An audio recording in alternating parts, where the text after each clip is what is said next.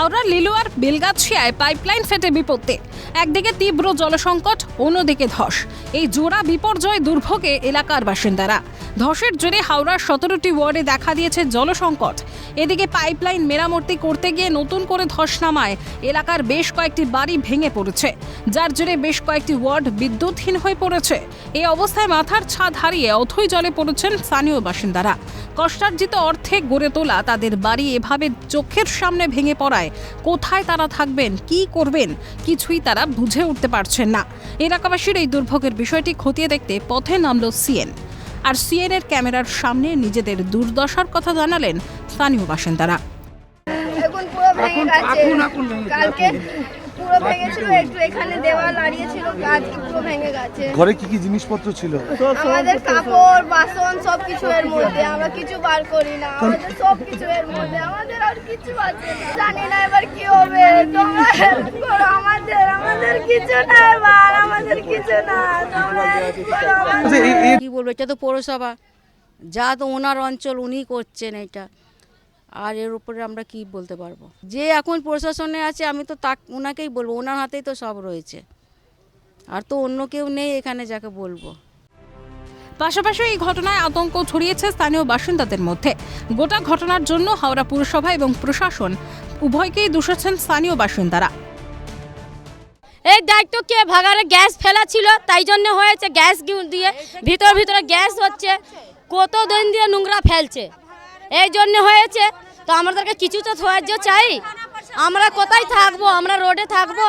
কাকে দায়িত্ব দিব? কর্পোরেশন লোক ফেলাচ্ছে, তাহলে তো দায়িত্বটা হচ্ছে এইটা। কর্পোরেশন লোক দেখতো তো এতক্ষণে তো নোংরাটা ফেলা হতো না। এত কিছু হয়ে গেছে, তাও নোংরা ফেলার জন্য দায়িত্ব আছে। কে সেটা বলা হতো? সোজা কথা বলতে গেলে প্রশাসন, এগুলোর দায়িত্বটা আপনি আমি পাবলিক সাধারণ নয়, দায়ী হতে হবে, প্রশাসনকে দায়ী করতে হবে। তারা সেরকম বিকল্প জায়গা খুঁজে বার করতে পারিনি।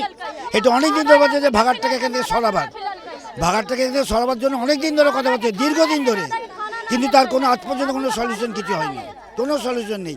এই মাটির জন্য হচ্ছে এই জিনিসটা। কে দায়ী, প্রশাসন না পৌর?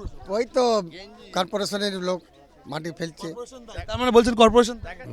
এই ডাম্পিং গ্রাউন্ড রয়েছে, সেখানে বিনা কারণে আগুন লেগে যাচ্ছে। তারা বলছেন আমরা আতঙ্কে থাকছি, যে কোনো সময় ধস নামতে পারেন। এমনকি যিনি ওয়েস্ট ম্যানেজমেন্টের আধিকারিক যিনি এসেছিলেন, তিনিও বলে গেলেন যে এই ওয়েস্ট যে কোনো সময় ধস নামতে পারে, ধস নামছে, এবং মিথেন গ্যাস থাকার কারণে যে কোনো সময় জ্বলে যাচ্ছে। এবং এর বিকল্প ব্যবস্থা হিসাবে এটিকে সম্পূর্ণরূপে ক্লিয়ার করে দেওয়া, এই ডাম্পিং গ্রাউন্ড পুরোপুরি বন্ধ করে দেওয়া ছাড়া কোনো উপায় নেই। তার পাশাপাশি যারা এখানকার সাধারণ বাসিন্দারা রয়েছেন, তারা সরাসরি এই পুরো ঘটনার জন্য পুরসভা এবং প্রশাসন দুজনকে কিন্তু দায়ী করছেন।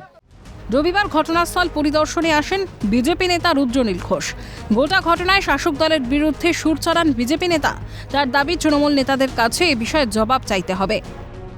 কারণ এদের কাছে মানুষের তো প্রয়োজন নেই, এদের দরকার শুধু ভোটার। এদেরই আবাসের টাকা এরা চুরি করেছে, এই নেতাগুলো। জবাব চাক এই বস্তির মানুষগুলো, জবাব চাইতে হবে যে আমাদের আবাসের টাকা প্রধানমন্ত্রী পাঠিয়েছে, তোমরা চুরি করেছো কেন?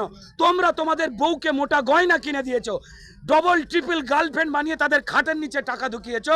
ওগুলো গরিবের রক্তের টাকা, আমাদের চাল ডাল, আমাদের চাকরি বেচেছো।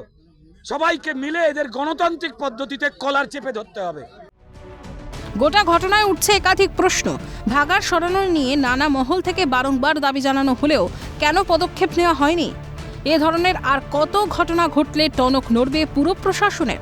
প্রশ্ন ওয়াকিবহল মহলের। ক্যামেরায় সায়ন্তন চক্রবর্তীর সঙ্গে সৌভিক গিরি এবং দেবকুমার দেও, কালকাটা নিউজ।